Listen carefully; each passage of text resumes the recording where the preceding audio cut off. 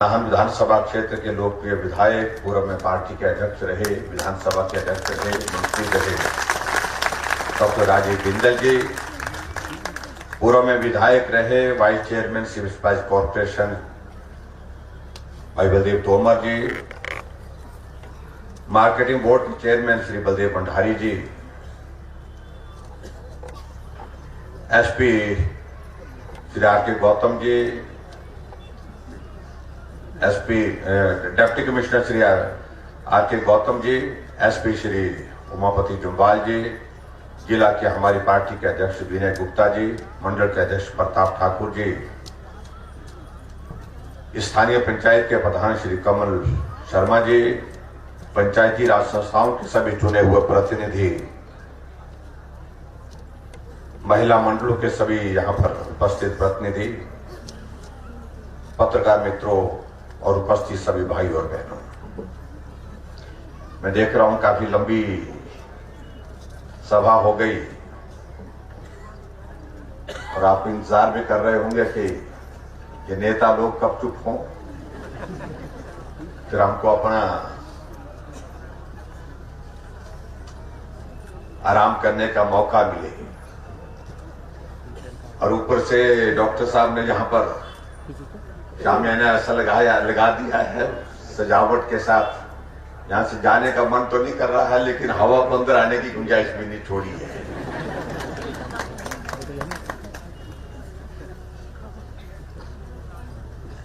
इन्हें लगता है शिमला के हिसाब से यहाँ पर किया है,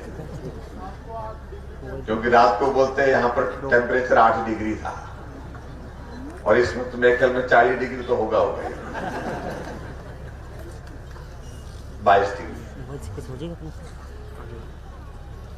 नाहन विधानसभा क्षेत्र में आज आना हुआ आप सबके बीच में। आप सब कल रेणुका माता मां रेणुका जी का मेला शुभारंभ होता है, तो रेणुका में आए थे, जहां मां रेणुका का आशीर्वाद लिया, भगवान परशुराम जी का आशीर्वाद लिया, वह रेणुका विधानसभा क्षेत्र के सभी लोगों से मिलने का भी अवसर प्राप्त हुआ। और अंतर्राष्ट्रीय मेला हमारे लिए ये प्रसन्नता का विषय है, जो संस्कृति से जुड़ करके आज भी कायम है, उसी तरह से हम उसको मनाते हैं जैसे वर्षों से हम मना रहे हैं। और उसी दृष्टि से मैं देखता हूं कि आज का दिन भी बहुत महत्वपूर्ण है। महत्वपूर्ण इसलिए है कि आज बाल दिवस के रूप में आज का दिन मनाया जाता है, और खास तौर से इसलिए मनाया जाता था कि चाचा नेहरू जी बच्चों को बहुत प्यार करते थे, बच्चों के साथ खेलते थे, और उनके बीच में जाकर के बच्चों के लिए इस दिन को यादगार के रूप में मनाना, इस प्रकार से इस बाल दिवस का आयोजन पूरे देश भर में किया जा रहा है। और इस बाल दिवस के अवसर पर मैं आपको बहुत बहुत बधाई देता हूं।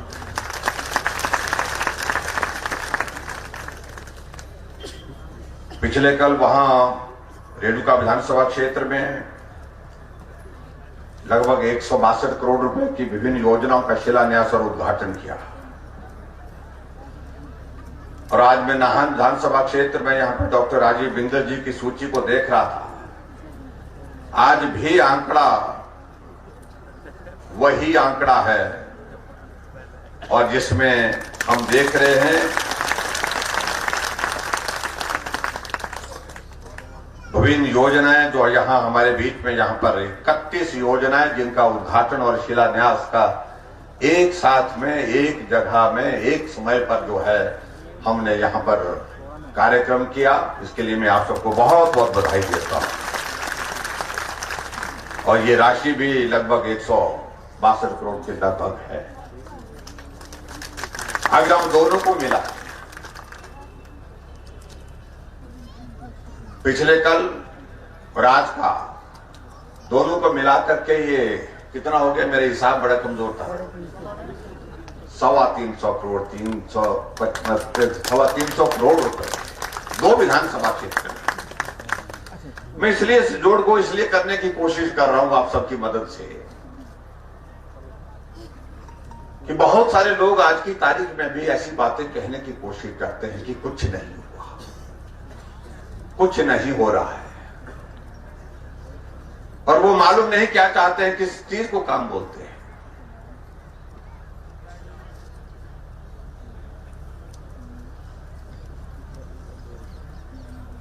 हिमाचल प्रदेश में 4 वर्षों से हमारी पार्टी की सरकार जब से बनी, एक लक्ष्य को लेकर के हमने काम करने की कोशिश की, गरीब आदमी की ज्यादा से ज्यादा मदद हो सके, उसके लिए कोई कमी नहीं रहनी चाहिए, ये हमारी सरकार का लक्ष्य है।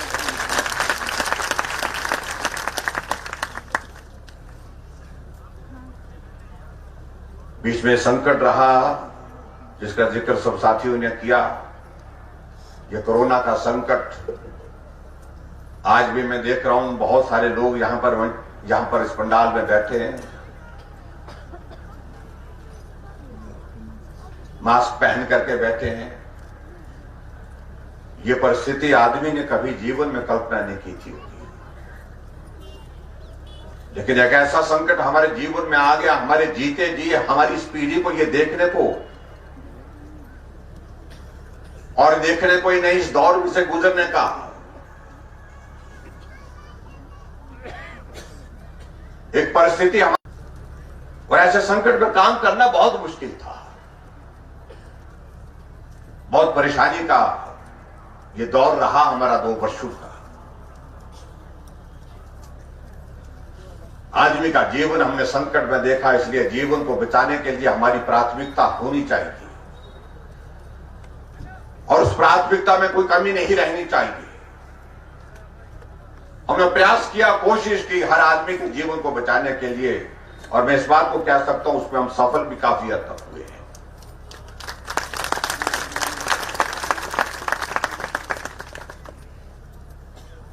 लेकिन दूसरी तरफ यह था कि काम विकास सारा क्या छोड़ दे। हमने कहा आदमी का जीवन बचाना ये हमारी पहली प्राथमिकता है, लेकिन इसके साथ साथ में ये भी प्राथमिकता है कि आदमी का जीवन भी चले, उसका कारोबार भी चले, विकास के कार्य भी चलते रहे। इस बात को सुनिश्चित करने के लिए हमने हिमाचल प्रदेश में प्रयत्न किया, प्रयास किया। कोविड का दौर था, आना जाना बंद था, आप लोगों से ऐसे मिलना भी बंद था, तब भी हमने हिमाचल प्रदेश सरकार के माध्यम से प्रयास किया कि जहां विकास के कार्य हो रहे हैं उनको किसी तरह से भी बंद न किया जाए। 42 विधानसभा 42 असेंबली कॉन्स्टिट्यूंसी 42 विधानसभा क्षेत्र में मैंने वर्चुअल कार्यक्रम किए। वर्चुअल कार्यक्रम इसलिए किए क्योंकि लोगों के बीच में जाते तो भीड़ हो जाती तो कोविड फैलने का की आशंका बढ़ जाती। ऐसे में लोगों का जीवन हमारे लिए महत्वपूर्ण है, वो भी संकट में नहीं पड़ना चाहिए हमारी वजह से। इसलिए छोटे छोटे कार्यक्रम, वर्चुअल कार्यक्रम यानी कि टेक्नोलॉजी के माध्यम से, वीडियो कॉन्फ्रेंस के माध्यम से हमने 42 विधानसभा क्षेत्र में जो कार्यक्रम किए उसमें 4,500 करोड़ रुपए के उद्घाटन और शिलान्यास किया। वो इसलिए किए कि मालूम नहीं है कोविड का दौर कितना लंबा चलेगा। अगर कहीं सड़क बंद करके तैयार हुई है, हमने कहा कि इसके लिए इंतजार करने की जरूरत नहीं है, इसको शुरू करना चाहिए, इस पे बस चलनी चाहिए, इसका उद्घाटन करके समर्पित करना चाहिए। अगर स्कूल का भवन, हॉस्पिटल का भवन बंद करके तैयार हुआ है तो हमने कहा कि इस भवन का इस्तेमाल करने के लिए विलंब नहीं करना चाहिए, देर नहीं करनी चाहिए, और हमने वर्चुअल कार्यक्रम के माध्यम से, वीडियो कॉन्फ्रेंस के माध्यम से हमने कहा वहां आने की जरूरत हमको नहीं, लेकिन हम यहीं से इसकी घोषणा कर देते हैं कि आज से इसका उद्घाटन होने के बाद लोगों को समर्पित कर दिया जाता है। इस भाव के साथ ही काम ना रुके। और बहुत सारी ऐसी योजना जिनके लिए पैसा हमारे पास मौजूद और उस पैसे का हम सदुपयोग करना चाहते थे, किसी कारण से उस काम को किसी सड़क का काम चलने वाला है, लेकिन वो इंतजार कर रहे थे कि मुख्यमंत्री जी आएंगे, शिलान्यास करेंगे, उसके बाद काम शुरू होगा। किसी पुल का काम शुरू होना था, बजट का प्रावधान था, लेकिन उसके बावजूद इंतजार कर रहे थे कि मुख्यमंत्री जी आएंगे, तब जाकर के शिलान्यास होगा, तब जाकर के उसके बाद फिर काम आगे होगा। हमने कहा कोई जरूरत नहीं, इस काम में बजट का प्रावधान है और सारी टेक्निकल सारी जो चीजें, इसकी जो क्लियरेंसेस है वो सारी हो गई हैं, इसलिए हम यहीं से घोषणा करते हैं कि सड़क का काम शुरू कर दिया जाए, स्कूल का काम शुरू कर दिया जाए, कॉलेज का भवन जहां है वो भवन का शुरू कर दिया जाए और पुल का निर्माण शुरू कर दिया जाए। वर्चुअल कार्यक्रम के माध्यम से जुड़ करके हमने लोगों के बीच में न जाकर के सीधे काम की शुरुआत की, इसलिए की क्योंकि काम नहीं रुकना चाहिए। और आज मैं देख रहा हूं जो वर्चुअल कार्यक्रम हमने कई जगह 1.5 साल पहले जो वर्चुअल कार्यक्रम किए, हमने साल पहले जो वर्चुअल कार्यक्रम किए, आज वो योजनाएं जहां हमने शिलान्यास किया वो भवन आदि उद्घाटन के लिए हो गए। क्यों? इसलिए हुए, हमने कहा संकट बड़ा है भले ही कोविड का, लेकिन उसके बावजूद हमारा काम रुकना नहीं चाहिए, काम शुरू करना चाहिए। काम शुरू हुआ, भवन बन करके तैयार हुए, पुल बन करके तैयार हुए। और हम सब लोग इस बात का कई बार जिक्र करते हैं कि ये परिस्थिति एक अलग तरह की परिस्थिति थी। आज से पहले जो मुख्यमंत्री हिमाचल में रहे, उनको इस दौर में से गुजरने का मौका नहीं मिला, वो भाग्यशाली थे शायद। और हमारी तो ऐसी परीक्षा हुई, कड़ी परीक्षा, और उसमें कई बार विचित्र लगता था, हमको बहुत विचित्र लगता था जब कुछ लोग सोशल मीडिया में फेसबुक ऑन करके हमको मार्गदर्शन करते थे, हमारा ज्ञान वर्धन करने की कोशिश करते थे कि मुख्यमंत्री को ये करना चाहिए, मुख्यमंत्री को वो करना चाहिए। मैं उन मित्रों का जिक्र कर रहा हूं जो आज सत्ता में नहीं है, सत्ता में आने के लिए बड़े आतुर हैं। हमारे विपक्ष के लोगों की मैं बात कर रहा हूं।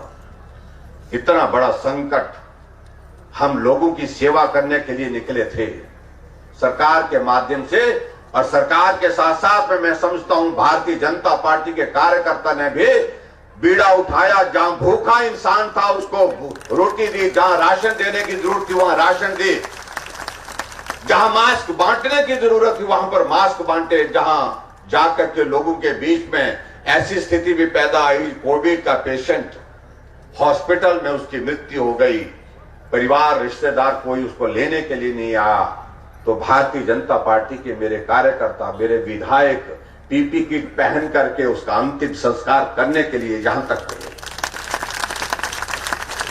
लेकिन कुछ लोग उसमें भी राजनीति करते रहे, और मैं जैसे कह रहा हूं कि मार्गदर्शन करते रहे हमारा सोशल मीडिया में, अखबारों में, खबर में, और ऐसे मार्गदर्शन करते थे जैसे मालूम नहीं पता नहीं कितनी पीढ़ियों से ये कोरोना का इलाज कर रहे हैं। कहना आसान होता है, करना बहुत मुश्किल होता है। और मैंने उन मित्रों को कहीं को कहा कि मैंने कहा जो मेरा मार्गदर्शन कर रहे हैं, ये पंजाब हमारा पड़ोस का राज्य है, वहां आपकी ही सरकार है, वहां के मुख्यमंत्री का भी थोड़ा मार्गदर्शन करिए। राजस्थान में आपका पार्टी का सबसे वरिष्ठ नेता है सत्ता में, उनका भी मार्गदर्शन करिए। जितने हमारे कुल मामले भी बढ़े कोविड के, उससे ज्यादा वहां पर मृत्यु हो गई लोगों की। और ऐसा दौर था, ऐसे दौर में ऐसी परिस्थितियां बनी कि हॉस्पिटल में डॉक्टर इलाज तो करना चाह रहे थे, लेकिन वहां पर हॉस्पिटल में बेड पेशेंट के लिए नहीं था। और ये हिमाचल प्रदेश ऐसा प्रदेश रहा जहां किसी कोविड के पेशेंट को अगर बेड की जरूरत पड़ी तो बेड मिला, जहां पेशेंट को जरूरत ऑक्सीजन मिली, ऑक्सीजन की जरूरत पड़ी तो ऑक्सीजन मिली, और जहां जरूरत उसको वेंटिलेटर की पड़ी तो वेंटिलेटर भी मिला। हमसे इस बात का प्रश्न पूछने की कोशिश करते हैं।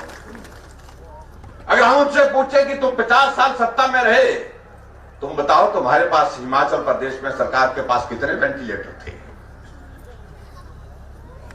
50 साल सत्ता में रहने वाले जो भाषण दे रहे हैं, हिमाचल प्रदेश में 50 वेंटिलेटर के लगभग थे, उसमें से 30-32 चलते थे, बाकी चलते ही नहीं। और आज मैं कह सकता हूं कि 1 साल के कार्यकाल में जब से कोविड का संकट ज्यादा बढ़ा, सेकंड फेज का आया, आज हमारे पास हिमाचल प्रदेश में 900 वेंटिलेटर हमारी पास सरकार के पास है।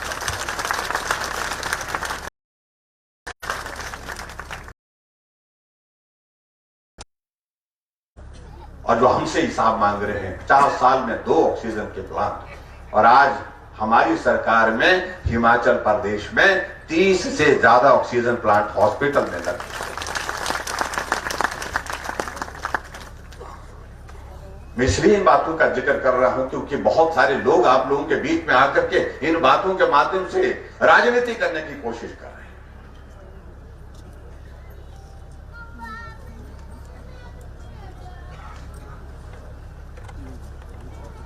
पूरे देश भर में, पूरी दुनिया ने जब देखा इस बात को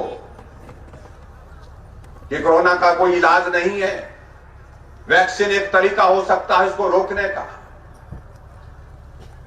मैं बधाई देना चाहता हूं देश के हमारे यशस्वी प्रधानमंत्री नरेंद्र भाई मोदी जी को, जिन्होंने कहा कि देश 135 करोड़ का ये भारत, क्या हमारे साइंटिस्ट अपने देश के अंदर जो साधन चाहिए, सुविधा चाहिए, टेक्नोलॉजी चाहिए, हम देने के लिए तैयार हैं, सहयोग देने के लिए तैयार हैं, लेकिन हम चाहते हैं कि भारत के अंदर वैक्सीन बने, भारत के साइंटिस्ट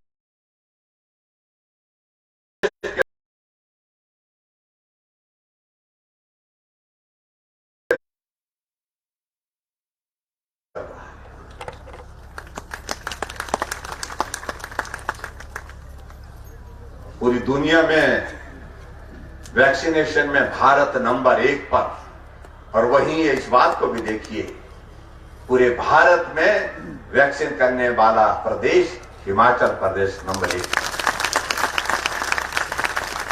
सरल नहीं था, कठिन था,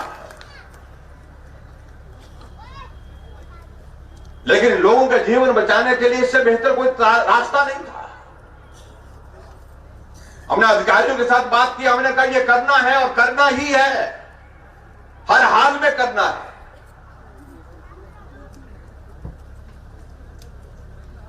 हमारे जितने भी हमारे कोरोना वॉरियर्स हैं, डॉक्टर्स हैं, पैरामेडिकल स्टाफ है, नर्सेज हैं, उन्होंने बहुत बेहतर काम किया वैक्सीन के मामले में।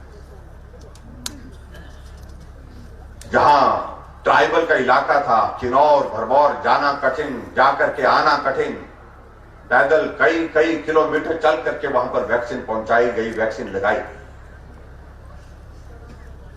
डोडरा कवार का गांव, जहां कई घंटे लगते हैं पहुंचने के लिए, वैक्सीन वहां पर पहुंचाई। और पीछे जब हम वहां पर प्रवास पर गए, टूर पर गए, तो हम अपने साथ भी 2500 वैक्सीन लेकर के वहां डॉक्टर की टीम साथ लेकर के छोड़।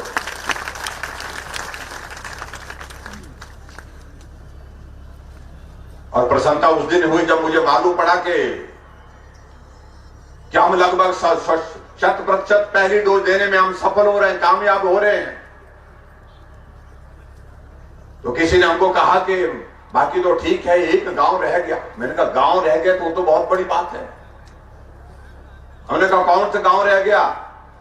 तो कहा कि कांगड़ा जिला का जो हमारा बड़ा भंगाल है, वो वहां पर वैक्सीन नहीं पहुंची, क्योंकि वहां 4 दिन एक तरफ जाने को लगते हैं, फिर 4 दिन आने को लगते हैं, तब जाकर के वैक्सीन पहुंचेगी। हमने अपना हेलीकॉप्टर भेजा, डॉक्टर की टीम भेजी, नर्सेज की टीम भेजी, वैक्सीन साथ भेजी, और वहां जाकर के बड़ा बंगाल में जाकर के सबको डिप्टी कमिश्नर को भी साथ भेज करके वही उनकी वैक्सीनेशन करवाई।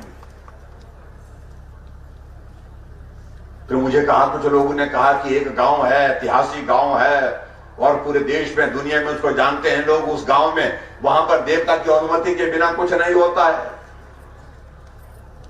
और देवता जगदम्बिनी ऋषि वहां का कुल देवता है उनका।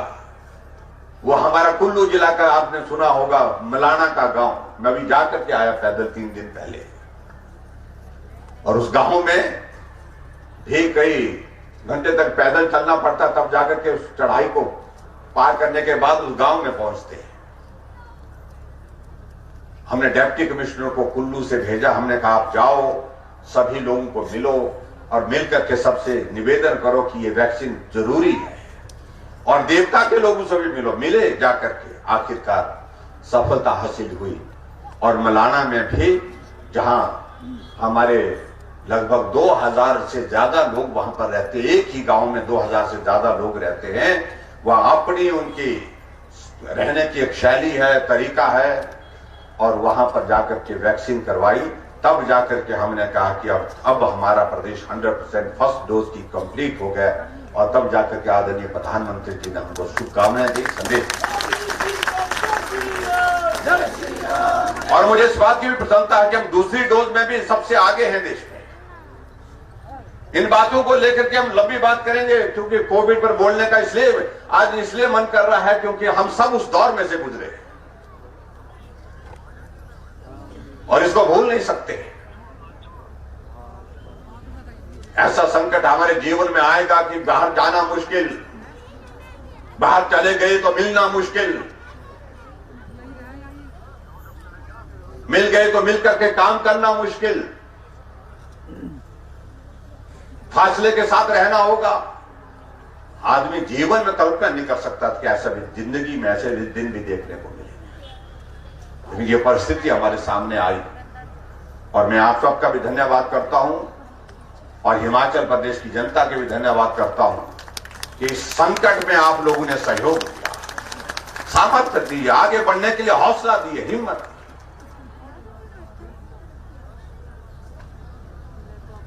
हमारे यहां डॉक्टर राजीव बिंदल जी, हमारे पार्टी के सम्मानीय अध्यक्ष जी सुखराम चौधरी जी कह रहे थे कि हिमाचल प्रदेश में हमारी सरकार ने 4 साल का कार्यकाल लगभग पूरा किया है। 27 दिसंबर को हमारे 4 वर्ष का कार्यकाल पूरा होगा। कहने के लिए 4 वर्ष, लेकिन सही मायने में काम करने के लिए 2 वर्ष ही मिल पाए। लेकिन फिर भी उसके बावजूद भी उन चुनौतियों का सामना करते हुए हम पार हो रहे हैं। हिमाचल एक नहीं अनेक स्थानों पर जो है बाकी प्रदेशों से आगे निकल करके काम कर रहा है। यहां भाई सुखराम चौधरी जी जिस बात का जिक्र कर रहे थे, धान की खरीद का, आज से पहले जितनी भी सरकारें रही हिमाचल प्रदेश में इस तरह की व्यवस्था नहीं हो पाई थी। तो खरीद का सेंटर हमारे हिमाचल प्रदेश में खोलने के लिए विचार ही नहीं हुआ। हमने केंद्र के साथ इस विषय को उठाया, आदरणीय पीयूष गोयल जी के साथ इस सारे विषय को उठाने के पश्चात उन्होंने हमको मदद की। हम हिमाचल प्रदेश में 7 सेंटर जो है धान की खरीद के लिए खोलने में सफल हुए। और मुझे इस बात की भी, क्योंकि हमारा हिमाचल का किसान सीधा साधा है।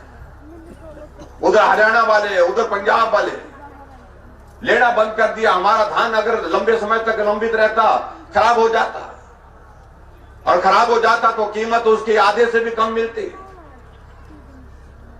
ज्यादा खराब हो जाता तो कुछ भी नहीं मिलता। और इसलिए मुझे इस बात की भी प्रसन्नता है कि जहां पाउंटा साहब, काला आम, जोड़ो, पिपली वाला, 3 जगह यहां पर भी हमने धान के खरीद के सेंटर खोले। उसके लिए मैं जहां केंद्रीय मंत्री पीयूष गोयल जी का भी धन्यवाद करता हूं, वहां में डॉक्टर राजीव बिंदल जी, हमारे पार्टी के अध्यक्ष, और सुरेश कश्यप जी और सुखराम चौधरी जी का विशेष आग्रह। सुखराम चौधरी जी तो ज्यादा ही बोलते थे, ये जरूरी करना है क्योंकि किसान सही मायने में बहुत बड़े संकट में है। एक तो कोरोना की मार, और कोरोना की मार के साथ साथ में ऊपर से अगर धान नहीं खरीदा गया तो बहुत मुश्किल होगी। हमने प्रयत्न किया, प्रयास किया। पहली बार हिमाचल के इतिहास में हमारे यहां पर इस इलाके में 3 जगह जो है वो धान के खरीद के हमारे सेंटर खोले गए। मैं केंद्र सरकार का आभार व्यक्त करता हूं। भाई और बहनों, बहुत सारी बातों का जिक्र यहां पर हो गया। हमारी सरकार गरीब के लिए समर्पित है, और गरीब के लिए समर्पित इसलिए है क्योंकि हमने अपने जीवन में इस दौर को देखा है करीबी से देखा है और जिंदगी में सब चीजों को करीब से देखने का जब अवसर मिलता है तो स्वाभाविक रूप से समझने का भी उसमें से बहुत कुछ मिलता है। चाहे हमारे बुजुर्गों के लिए पेंशन का प्रावधान करने की बात है, हमने कहा बुजुर्गों को कागज लेकर के हम चाहते नहीं कि वो भीड़ का हिस्सा बने। अगर भीड़ में आए तो हमको मिलने आए, लेकिन उसके बाद वो कागज पर ये लिख करके ना दे हमको कि हमें पेंशन लगाओ, क्योंकि हमें सैकड़ों बुजुर्ग ऐसे मिलते थे जो भीड़ में धक्का मुक्की के बीच में मिलने की कोशिश करते थे और हाथ में कागज का टुकड़ा लेकर के हमारे हाथ में जब पकड़ाते थे और जब हम उनसे पूछते थे कि क्या चाहिए तो कहते थे कि हमको पेंशन लगा दो। मन को बहुत पीड़ा होती थी उस बात को लेकर। जब उनसे पूछते थे कि घर में कब बाकी कौन कौन लोग हैं, तो वो कई बार तो बुजुर्ग ऐसे बोलते थे इस बात को मत पूछिए तो अच्छा, घर में सब हैं लेकिन बुजुर्ग का इस कलयुग में कोई नहीं है। भावनाएं व्यक्त करते थे। हमने कहा क्या मदद कर सकते हैं। तो हिमाचल प्रदेश में सरकार बनी। सरकार बनने के बाद मेरी कैबिनेट का पहली कैबिनेट का पहले निर्णय जो है हमने उन बुजुर्गों के लिए समर्पित किया।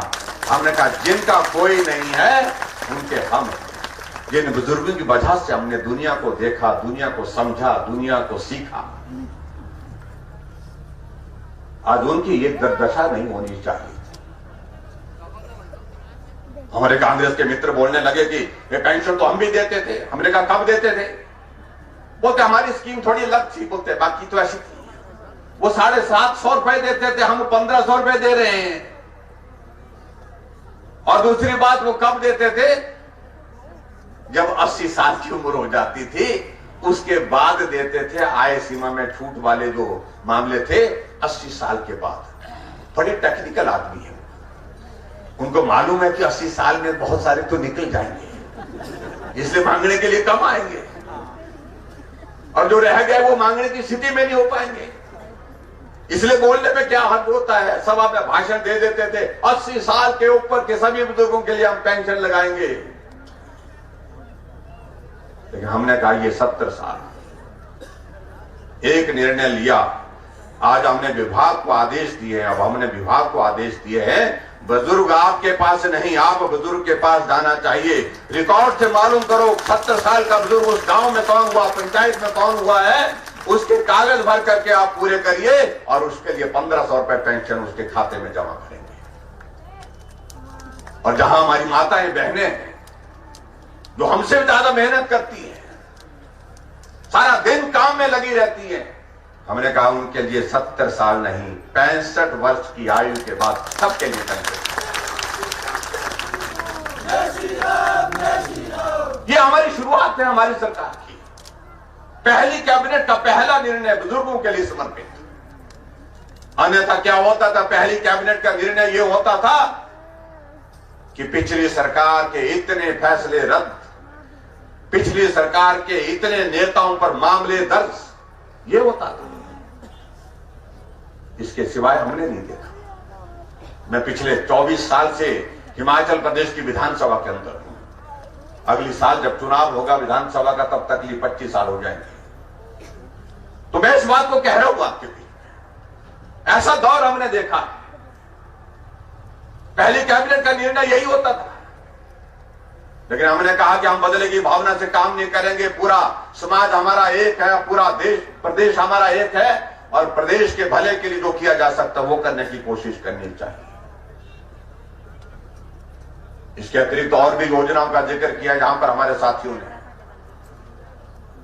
हम गांव में रहते थे, हम भी बहुत गांव, मेरा गांव चल करके पहुंचना पड़ता था। जब मैं 10वीं कक्षा में पढ़ता था 9 किलोमीटर जाता था, 9 किलोमीटर आता था, 18 किलोमीटर सफर करता था मैं 9th और 10th की क्लास पढ़ने के लिए।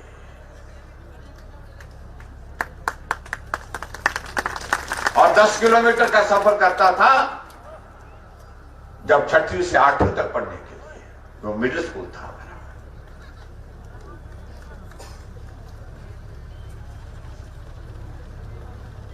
मैं इसलिए इस बात को कर रहा हूं कि हमने उन सारी चीजों को उस वक्त जमीनी स्तर पर देखा है। इसलिए हमने योजना ऐसी शुरू की, हमने शुरुआत इस प्रकार से की कि गरीब आदमी की मदद कैसे हो सकती है। सरकार बनने के बाद मैंने अपने अधिकारियों से बातचीत की, जिसका जिक्र यहां पर डॉक्टर राजीव बिंदल जी भी कर रहे थे, हमारे पार्टी के सम्मानीय अध्यक्ष जी भी कर रहे थे। मैंने अधिकारियों से बात की, अगर मैंने कहा कोई गरीब आदमी अगर बीमार हो जाता तो उसके इलाज के लिए क्या इंतजाम हमारे पास, क्या योजना है। अधिकारी एक दूसरे का चेहरे देखते रहे और कहने लगे कि उनके इलाज के लिए जी हम रेड क्रॉस से थोड़ी बहुत मदद करते हैं। कितनी मदद हो सकती है? 5,000, 10,000, 15,000, इससे ज्यादा मैं रेड क्रॉस से मदद दे। मैंने कहा अगर इलाज के लिए ज्यादा खर्चा होता तो क्या है प्रावधान? बोलते जी सीएम रिलीफ फंड से दे सकते हैं थोड़ा बहुत पैसा। मैंने कहा योजना बनाइए, अगर आदमी अगर पाउंटा में अगर नाहन में हॉस्पिटल में एडमिट है, मुख्यमंत्री शिमला पहुंचा हुआ है, शिमला है, और शिमला में जाकर के वो कैसे सीएम रिलीफ फंड का पैसा लेगा। हमने कहा योजना बनाइए। आदरणीय प्रधानमंत्री जी ने पूरे देश के लिए आयुष्मान भारत की शुरुआत की। हमने कहा उसी तर्ज पर जहां 22 लाख हिमाचल के लोग जो है आयुष्मान भारत के अंतर्गत कवर हो रहे हैं, और उसके बाद 50 लाख जो छूट रहे हैं, उनके लिए लक्ष्य योजना हमने बनाई, और उस योजना का नाम रखा हमने मुख्यमंत्री हिम केयर योजना। और उस योजना के अंतर्गत मैं बताना चाह रहा हूं, अभी तक जब से ये योजना बनी है 2 लाख से ज्यादा लोगों का, गरीब लोगों का मुफ्त में इलाज करके उनको स्वस्थ करके घर भेज चुके हैं। 5 लाख रुपए तक का खर्च करने के लिए हमने सरकार की ओर से जिम्मेवारी दी है। सरकारें आती रही, जाती रही, लंबे समय तक सरकारें रही। हिमाचल में कुछ लोगों को बहुत अच्छा लगता कि इतनी बार मुख्यमंत्री रहे। कौन कितनी बार मुख्यमंत्री रहा ये महत्व का विषय नहीं है, किस मुख्यमंत्री ने गरीब आदमी के लिए क्या किया ये ज्यादा महत्वपूर्ण है। इस बात को सोचना चाहिए। और गरीब आदमी का इलाज हो रहा है, बिना पैसे के हो रहा है। जब मैंने वो पेंशन का जिक्र किया, पहले बुजुर्गों के हाथ के लिखे हुए पत्र प्राप्त हुए, जिसमें बुजुर्गों ने लिखा कि घर में सब है, परिवार भरा पूरा है, लेकिन बेटे की भूमिका आप निभा रहे हैं। इस प्रकार से अपनी भावनाएं हमने व्यक्त की। और इसी प्रकार से हमने इस बात को भी देखा, आदरणीय प्रधानमंत्री जी ने पूरे देश के लिए योजना चलाई। उज्ज्वला योजना, गैस का चूल्हा देना चाहिए, गांव में पहुंचना चाहिए, गरीब के घर पहुंचना चाहिए। 1,36,000 गैस के चूल्हे हमको उज्ज्वला योजना के अंतर्गत मिले। लेकिन फिर देखा हमने कि बहुत सारे लोग तो ऐसे रह गए जिनके घर में आज भी गैस का चूल्हा नहीं है। क्योंकि आप जब बचपन में थे, हम भी, अब हमारे घर में भी गैस का चूल्हा नहीं होता था, तो हम भी पड़ोस में जिस आदमी के पास गांव में या शहर में गैस का चूल्हा होता था, वो देखते जाते थे कि कैसे बंद होता है, कैसे चलता है, कैसे इसमें खाना बनता है। आज मैं इस बात को कह रहा हूं कि हमने हिमाचल प्रदेश में तय किया कि कोई घर गैस के चूल्हे के बिना नहीं छूटना चाहिए।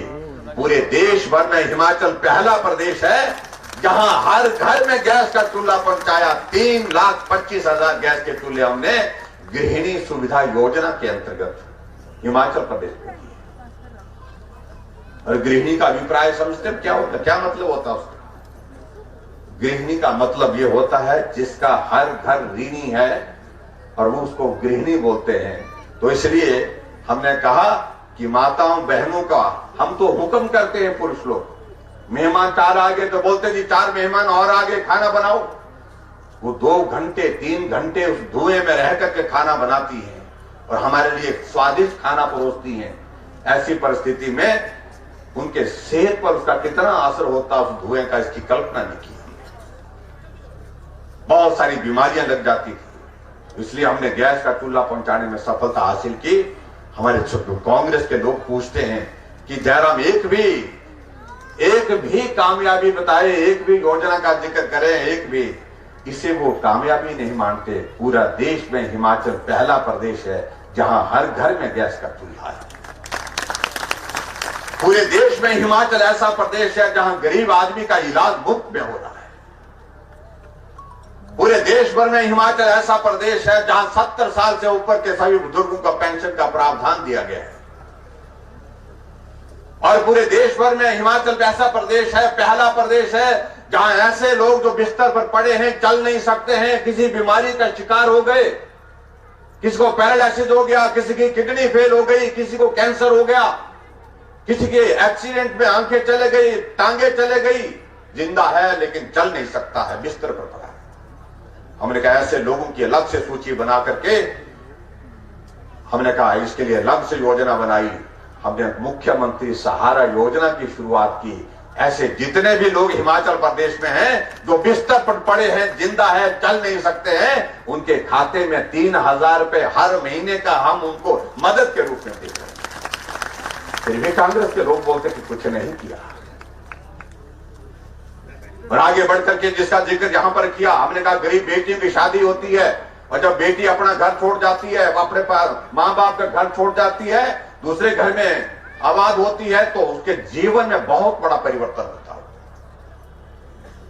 और ऐसी परिस्थिति में वहां पर उस बेटी के लिए मदद करनी चाहिए। इसलिए हमने अब योजना शुरू की, शगुन योजना के नाम से। जब बेटी की, गरीब बेटी, चाहे वो किसी भी जाति से है, किसी भी धर्म से है, जब उस गरीब बेटी की शादी होगी, बीपीएल में जो परिवार में है, उसके खाते में 31,000 रुपए शगुन के रूप में हम डालेंगे। इसको भी कांग्रेस के लोग उपलब्धि नहीं मानते। तो मैंने उनको पूछा, मैंने कहा उपलब्धि किसको बोलते हैं तुम? बोलते ये तो काम नहीं है बोलते। तो इसलिए फिर बात कहने लगे कि नहीं। फिर मुझे ख्याल आया मैं इनके लिए उपलब्धि तो और चीज है। मैं सही बात कही, नहीं, इनके लिए उपलब्धि ये नहीं है। इनके लिए तो उपलब्धि वो होती है जब 1,76,000 करोड़ रुपए का घोटाला होता है, उसको उपलब्धि मानते हैं। 1,86,000 करोड़ रुपए का घोटाला हो जाता है सरकार का, तो उसको वो घोटाला, उसको जो उपलब्धि मानते हैं, घोटाला ही उनके लिए उपलब्धि है। इसलिए उनकी सोच का दृष्टिकोण ये लगता है।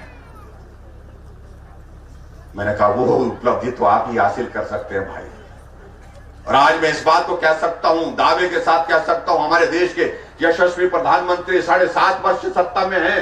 देश के प्रधानमंत्री के नाते दुनिया में उनका जो है कदर, आज सबसे लोकप्रिय नेता के रूप में जाना जाता है। दुनिया का सबसे लोकप्रिय, सबसे शक्तिशाली नेता के रूप में नरेंद्र भाई मोदी जी हैं। ये सर्वेक्षण होते हैं।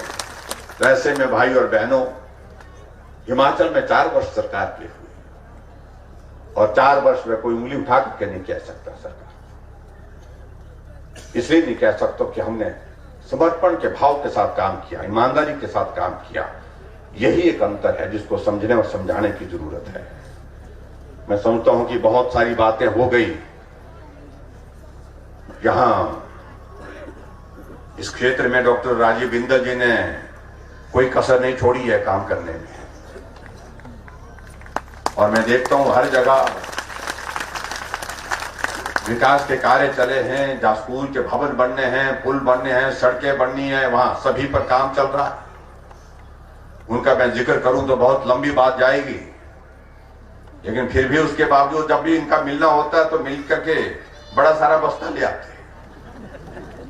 ये रह गया, वो रह गया, ऐसा रह गया, वैसा रह गया। और एक चुने वो प्रतिनिधि की ये जिम्मेवारी स्वाभाविक रूप से होनी चाहिए। हम ज्यादा से ज्यादा लोगों के प्रति, मतलब ज्यादा से ज्यादा लोगों की सेवा कर सके, उस भाव के साथ काम करने की उन्होंने कोशिश की है। और मुझे इस बात की प्रसन्नता है, इसी कारण से आप सबके बीच में डॉक्टर राजीव बिंदल जी बहुत लोकप्रिय नेता के रूप में हैं और आप उनको पूरा सहयोग करें।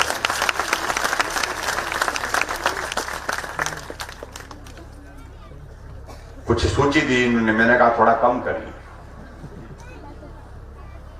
मैं कम करने के लिए बोल रहे थे, वो हाथ से और जोड़ रहे थे उसमें। मैंने कहा ये कागज मेरे पास ही छोड़ दीजिए, क्योंकि अगर आपके पास छोड़ा जाए तो आप इसमें और जोड़ते जाएंगे। लेकिन क्षेत्र के प्रति चिंता होना स्वाभाविक रूप से चुने वो प्रतिनिधि के लिए होता है, क्योंकि हम भी ऐसे दौर में से जब काम करते हुए सरकार जब अपनी होती है तो स्वाभाविक रूप से अपेक्षाएं भी ज्यादा होती, उम्मीदें भी ज्यादा होती हैं। यहां स्कूलों का जिक्र किया है।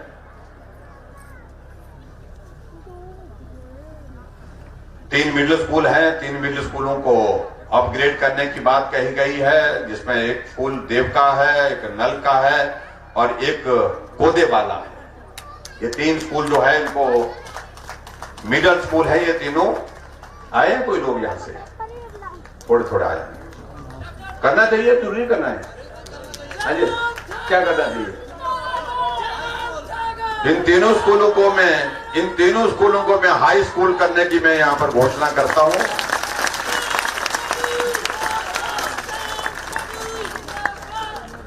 और उससे पहले एक और यहां पर बताया गया है कि प्राइमरी स्कूल भी है।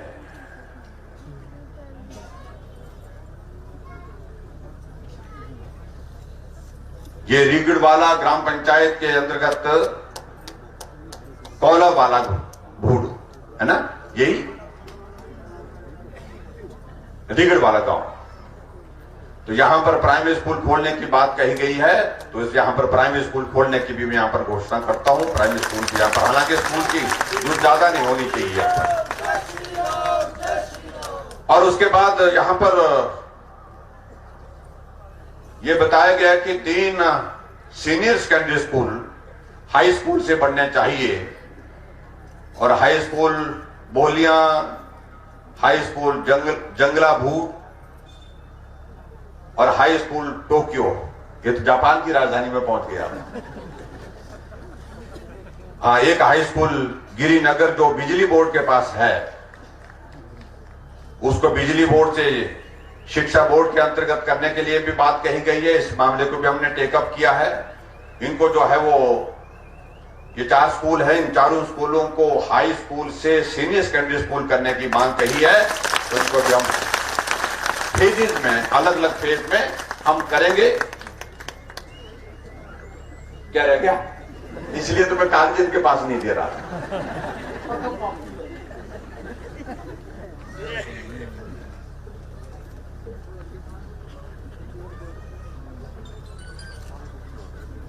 ये प्राथमिक पाठशाला कून को प्राथमिक पाठशाला से मिडिल स्कूल करने की बात कही है, तो इसको मिडिल स्कूल कर देते हैं। और आगे जो बात कही है साइंस क्लास खोलने के लिए कॉमर्स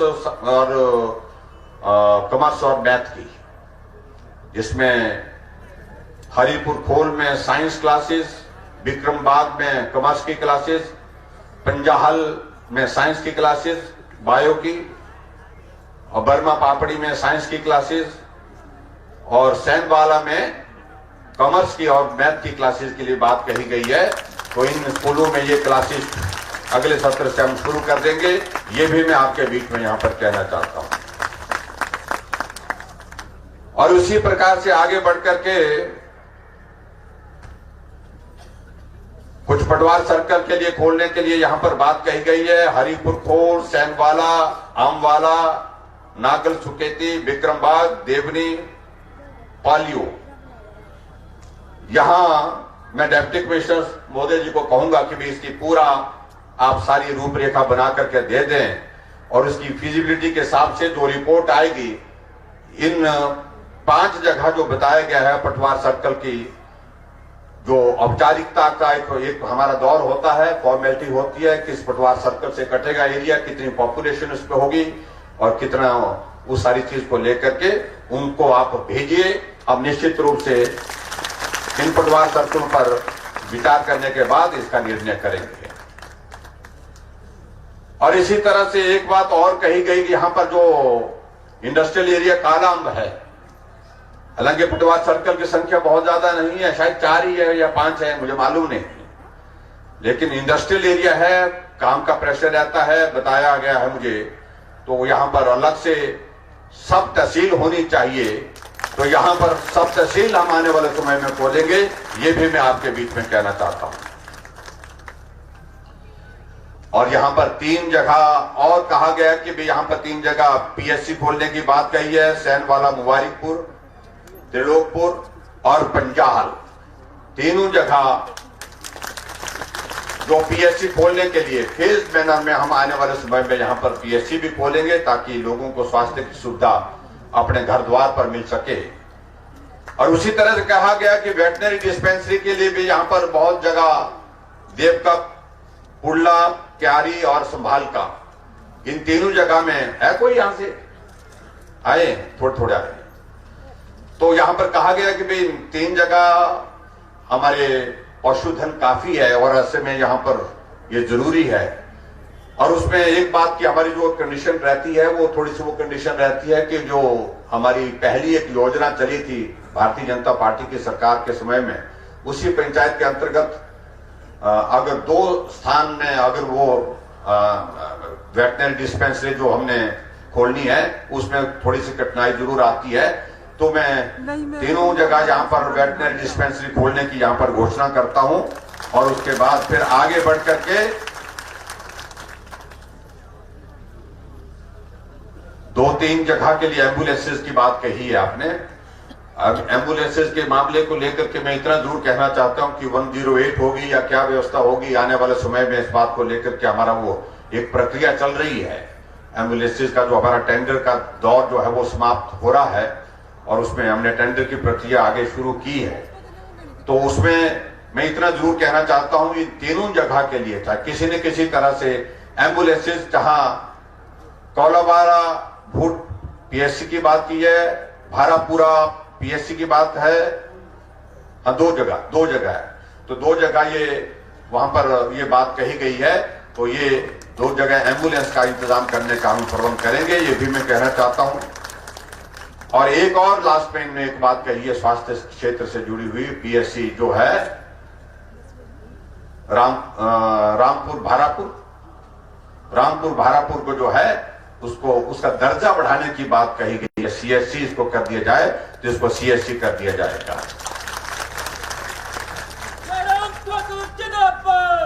कुछ आंगनबाड़ी खोलने के लिए भी बात कही है 3 जगह, जो तीनों जगह आपने कहा है इसके लिए आंगनबाड़ी सेंटर खोलने के लिए, उसके लिए हमारी एक प्रक्रिया होती है, सर्वे की एक प्रक्रिया होती है। वो सर्वे की प्रक्रिया को हम शुरू करेंगे और उसके बाद जो फीडबैक आएगा उसके आधार पर जो है हम निश्चित रूप से इस पर विचार करेंगे और निर्णय करेंगे। इन तीनों जगह रामपुर पंधोल ग्राम पंचायत क्यारी, नहरला ग्राम पंचायत बनकला और बर्मा पापड़ी, हाँ 2 जगह कहा हमने, 2 जगह आंगनबाड़ी सेंटर और बर्मा पापड़ी में कोऑपरेटिव बैंक की शाखा खोलने के लिए पैसे है ना, पैसे जमा करने के लिए, बैंक खोलने के लिए पैसे चाहिए होते हैं। वो तो बोलते हैं कि भी पैसे कितने आएंगे उसमें, इसका सर्वेक्षण की एक प्रक्रिया होती है। मैं विभाग को कहूंगा, कोऑपरेटिव डिपार्टमेंट को कि, और इस बैंक के चेयरमैन को बोलूंगा कोऑपरेटिव बैंक के, कि वो इसका जो है वो सर्वेक्षण करे और सर्वेक्षण के आधार पर रिपोर्ट आती है तो रिपोर्ट अगर सही पाई जाती है तो निश्चित रूप से कोऑपरेटिव बैंक की एक शाखा खोलने के प्रयास भी हम इसमें करेंगे। ये भी मैं आपके बीच में कहना चाहता हूं। आगे बढ़कर के कुछ स्कूलों का जिक्र है। 2 कमरे गवर्नमेंट प्राइमरी स्कूल आंधी बोड़ीवाला और उसके बाद गवर्नमेंट प्राइमरी स्कूल जाबल का बाग 2 कमरे, मलगांव में गवर्नमेंट हाई स्कूल में 3 कमरे और गवर्नमेंट हाई स्कूल जंगल भूड़ में एक एग्जामिनेशन सेंटर चाहिए, एग्जामिनेशन हॉल चाहिए। इन सारी बातों को लेकर के मैं सिर्फ इतना ही कहना चाहता हूं कि आप सभी इन सब का जो है वो डिप्टी कमिश्नर यहां पर बैठे हैं, तो ये सारी सूची, उसमें मिश्रवाला का भी भवन निर्माण का, मिश्रवाला सीनियर सेकेंडरी स्कूल का भी है और उसके बाद कोलर में साइंस लैब का है और उसके बाद मोगीनंद साइंस लैब का है। साइंस लैब वाले जो है हम स्टेट लेवल पर जो है इनको ऊपर से हम एजुकेशन डिपार्टमेंट को लिखेंगे। दोनों जगह साइंस लैब की स्वीकृति करने की भी यहां पर घोषणा करता हूं, दोनों जगह कोलर और मांगी मोगीनंद में। और उसके बाद जो प्राइमरी स्कूल और हाई स्कूल के जो सीनियर सेकेंडरी स्कूल के जो स्कूल के भवनों के लिए जो डिमांड की गई है भवन निर्माण के लिए 2 कमरे 3 कमरे जो भी किए गए हैं उनको भी पूरा करेंगे। और उसी तरह से एक स्कूल है government senior secondary school Surla, old building की रिपेयर करने के लिए कुछ धनराशि चाहिए और इसका एस्टिमेट जैसे आता है उस एस्टिमेट के मुताबिक इसको पूरा करेंगे। आप उसका एस्टिमेट दें और डिप्टी कमिश्नर को दें, चाहे उसके बाद अगर बड़ा ज्यादा होगा एस्टिमेट तो उसको एजुकेशन डिपार्टमेंट को हम कहेंगे कि वो धन की व्यवस्था वहां पर करके इसको पूरा करें। आपने और सुखराम चौधरी जी ने फतेहगढ़ गुलाबगढ़ के लिए एक बाता नदी पर एक पुल निर्माण की बात कही है, लेकिन इसके लिए पैसा बहुत ज्यादा, उसका एस्टिमेशन 15 करोड़ के करीब है।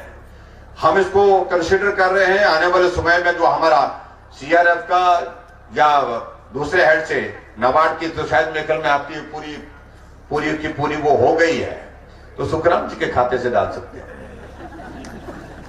आपके पास बची है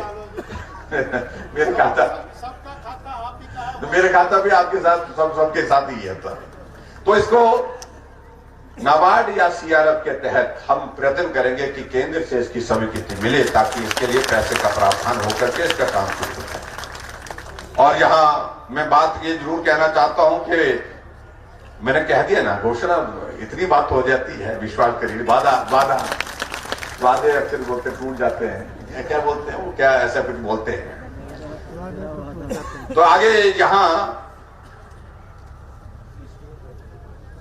ट्यूबवेल की अगर बात कही गई है, 20 ट्यूबवेल, और जिसमें अमूमन लगभग 2 या 3 लाख रुपए, 2 लाख रुपए हम देंगे और 1 लाख रुपए डॉक्टर राजीव बिंदल जी अपने हिस्से से डालेंगे, बोलते हैं निधि में से डालेंगे। तो 2 लाख रुपए जो है ये ट्यूबवेल की स्थान आप देंगे हमको, उसमें हम कर देंगे। उसमें निश्चित रूप से उसमें कोई चिंता की बात नहीं है। नगर परिषद नाहन के विकास कार्यों के लिए जो हमारी स्टेट की जो अलग से व्यवस्था है नगर परिषद को फंड्स देने के लिए, हमारा UD department, urban development department की ओर से, और उसके लिए हमने पहले कह भी दिया है कुछ जगह, तो नाहन के लिए भी हमने तय किया है कि 1 करोड़ रुपए नगर परिषद के विकास के लिए वहां पर देंगे। ये भी मैं आपके बीच में कहना चाहता हूं। जामटा में लोक निर्माण भवन के लिए, लोक निर्माण का विश्राम गृह के लिए हमने मांग की है। आप इसका प्रस्ताव हमको भेजिए, जमीन का इंतजाम करिए और उसके बाद आगे हम बढ़कर के इसमें काम कैसे कर सकते हैं उसका रास्ता निकालेंगे। बर्मा पापड़ी में फॉरेस्ट की आपने रेस्ट हाउस की बात कही है और इसके लिए भी आप पूरा कागज भेजिए और सारा इसके फॉरेस्ट डिपार्टमेंट की ओर से हम रेस्ट हाउस तो कम बना रहे हैं, इंस्पेक्शन हट हम बना रहे हैं, उस दृष्टि से इसको भी हम पूरा करने की हम कोशिश करेंगे। और इसी के तहत जो है वो नाबार्ड के लिए कुछ प्रोजेक्ट गए हैं। सतीवाला पंचायत के लिए सिंचाई योजना 4.5 करोड़ की है। नाहन पंचायत के कोटड़ी गांव के लिए पक्की सड़क के लिए प्रपोजल गई है 2 करोड़ 54 लाख की लागत से। गंडाईवाला नदी पर सिंचाई हेतु डैम का निर्माण करने के लिए 1 करोड़ 40 लाख की लागत से वो भेजा गया है एस्टिमेशन इसका, डीपीआर इसकी।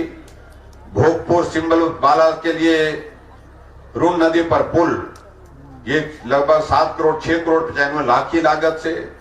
हरिपुर खोल के नाले पर हरिपुर में पुल 2 करोड़ 18 लाख की लागत से जो नाबार्ड के लिए भेजे हैं।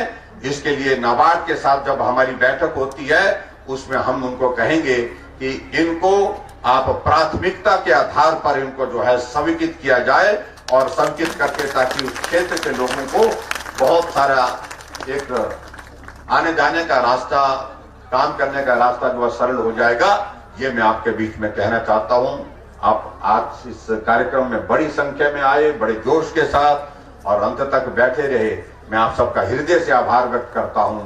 कोरोना का संकट अभी पूरी तरह से समाप्त नहीं हुआ है, इसलिए अपना ख्याल रखें। इतनी बात कहते हुए आप सबका और मंच पर उपस्थित सभी नेताओं का बहुत बहुत धन्यवाद।